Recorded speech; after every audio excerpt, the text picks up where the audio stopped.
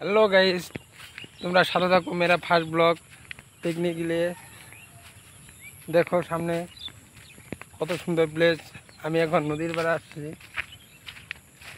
দেখো কত সুন্দর প্লেস।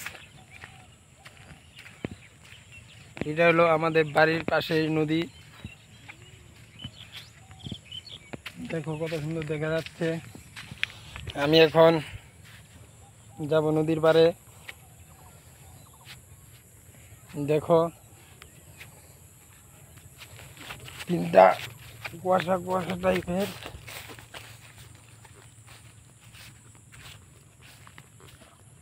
নদীতে দেখো এই যে জলের বেড়া এসে পড়ছি।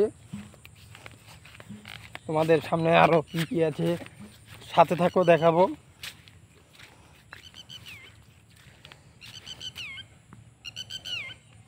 এই দেখো নদীতে জল এসে গেছে।